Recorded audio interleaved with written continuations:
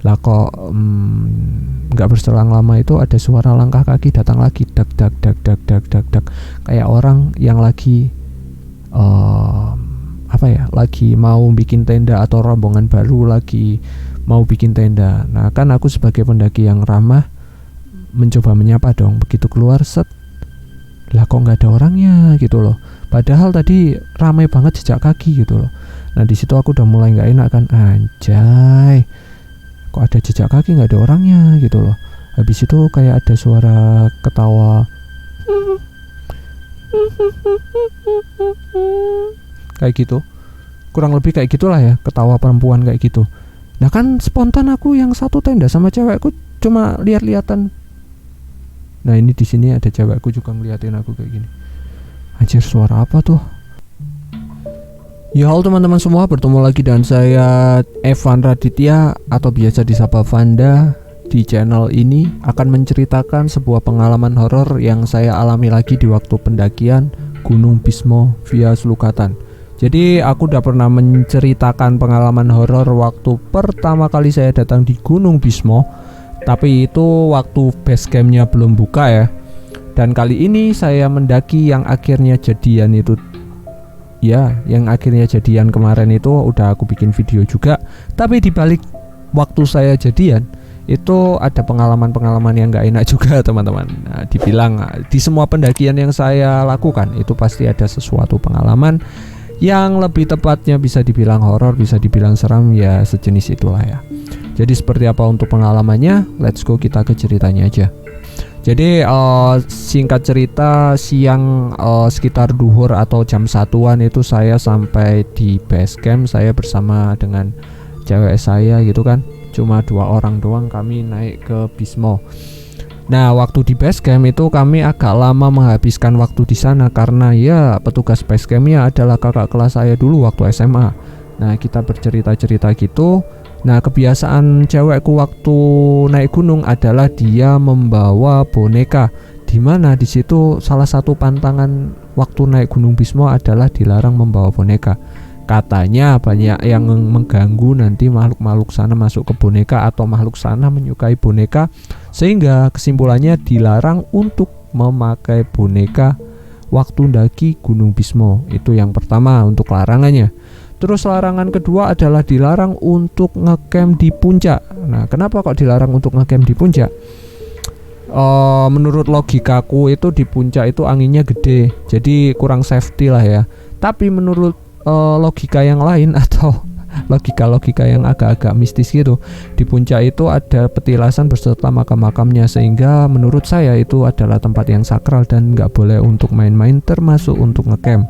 Karena ya kalau kita ngecamp itu nggak sadar ngebuang sampah lah, atau nggak sadar ngomong kata-kata yang nggak pantas lah, atau gimana, takut ngebuat mereka yang di puncak terganggu gitu. Makanya menurutku ya itu alasan yang wajar lah ya kenapa kita nggak boleh ngecamp di puncak, yang dimana di puncak itu ada petilasannya.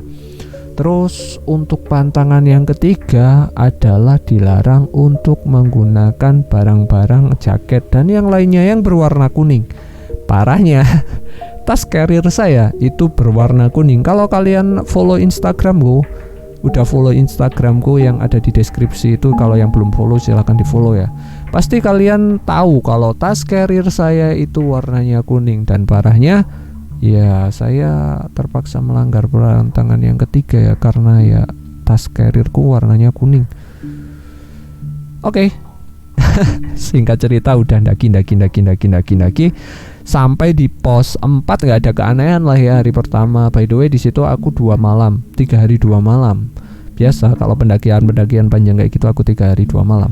Jadi singkatnya di malam pertama itu aku ngecamp sampai sana maghrib, terus habis itu tidur, ketemu sama anak-anak yang dari base camp Dero untuk tidur di sana di malam pertama. Malam pertama safety, tidak ada kejadian yang aneh-aneh dan berakhir dengan bahagia. Terus pagi menjelang siang itu kita sempat sunrisean. Terus habis sunrisean kita naik ke puncak untuk foto-foto di puncak. Dan memang benar di puncak itu ada batu gede yang petilasan, beserta ada makam-makam yang kecil di sekitar batu yang gede. Nah habis foto-foto ceria dan bla bla bla bla bla. Terus menjelang sore makan siang makan siang menjelang sore itu turun ke tempat camp-campan itu. Aku membuat hemok sementara cewekku itu memasak untuk makan siang kami. Aku lagi di hemok kayak gitu. Dan akhirnya kita makan siang bareng sambil duduk di hemok. Perjalanan itu agak-agak romantis gimana ya. Soalnya kita makan siang sambil ditemani kabut beserta. Nah, orang yang dari base camp Dero tadi yang di tenda satunya itu udah pada pulang gitu loh. Oke. Nah, menjelang sore hari di situ kan cuma ada tendaku doang nih, tendaku sama cewekku doang. Nah, itu ada satu tenda lagi yang dateng gitu loh, rombongan cowok-cowok gitu, kayak anak pesantren kayak gitu loh, anak-anak cowok, kurang lebih 5 orang cowok. Nah itu kondisinya udah habis maghrib ya, mereka datang, mereka ngecamp, permisi dan yang lainnya, aku nawarin kopi sama yang lainnya dan ya udah, akhirnya mereka berkenalan dengan kita berkenalan dengan mereka, ya ramah tamah sesama pendaki gitulah ya. Nah, malam yang kedua biasa, ini udah mulai horor nih. Malam yang kedua di situ yang cewek cuma cewekku doang. Terus aku satu tenda sama cewekku, terus di sebelah tenda kami ada 5 orang cowok-cowok. Lah kok nggak berselang lama itu ada suara langkah kaki datang lagi, dak dak dak dak dak dak dak, kayak orang yang lagi lagi mau bikin tenda atau rombongan baru lagi mau bikin tenda. Nah kan aku sebagai pendaki yang ramah mencoba menyapa dong. Begitu keluar set, lah kok nggak ada orangnya gitu loh. Padahal tadi ramai banget jejak kaki gitu loh. Nah di situ aku udah mulai nggak enak kan, anjay, kok ada jejak kaki nggak ada orangnya gitu loh. Habis itu kayak ada suara ketawa kayak gitu, kurang lebih kayak gitulah ya, ketawa perempuan kayak gitu. Nah kan spontan aku yang satu tenda sama cewekku cuma lihat-lihatan. Nah ini di sini ada cewekku juga ngeliatin aku kayak gini. Anjir, suara apa tuh? Nah kan di sini aku merinding. Perlu kalian ketahui ya teman-teman, di sini aku record jam 2:30 pagi nih, kalian bisa lihat. Ini buat mendalami suasana yang waktu itu aku alami gitu loh. Aku record ini sengaja jam segini. Habis ada suara kayak gitu itu, nah kan aku juga panik. Lah gimana nggak panik coba? Di situ ceweknya cuma cewekku doang. Sebelah tenda kami itu cowok semua. Nah kan nggak mungkin cewekku ketawa kayak gitu dong. Padahal di situ tendanya cuma 2, nggak ada orang lain yang cewek. Nah itu siapa anjay? Udah di tengah-tengah panik kayak gitu, terus aku mencoba menenangkan diri, mau tidur juga nggak bisa karena ada jejak kaki, nggak tidur juga gimana gitu kan. Nah sampai akhirnya berusaha untuk tidur dan beruntungnya aku bisa tidur.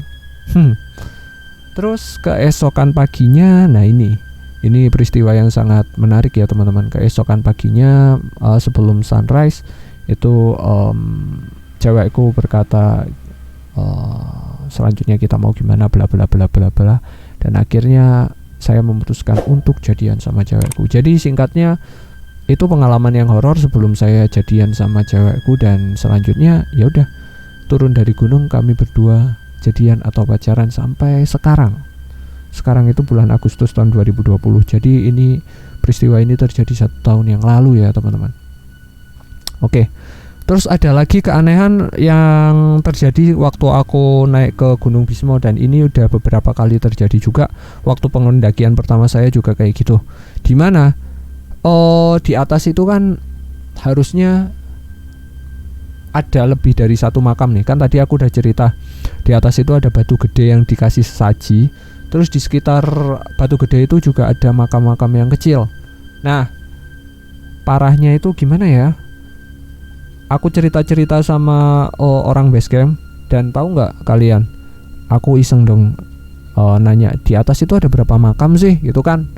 Nah orang base camp jawabnya satu, the real 1. Padahal aku di atas, aku menyaksikan dengan mata kepalaku sendiri, di atas itu minimal ada 5 buah makam. Nah yang lainnya itu gimana ya, orang base camp nggak lihat atau cuma aku sendiri yang lihat? Kalau kalian pernah untuk mendaki Gunung Bismo, silahkan lihat di atas Gunung Bismo itu ada berapa ya. Kalau cuma satu itu nggak mungkin, karena saya minimal itu ngelihat 5. Mungkin yang dilihat orang basecamp itu cuma satu, terus yang lainnya protes. Makanya kalau kalian ngecamp di Bismo, yang sisanya yang nggak diakui itu tadi ngikutin kalian sampai camp-campan, mungkin. Itu dia salah satu keanehan yang aku nggak habis pikir gitu ya. Untuk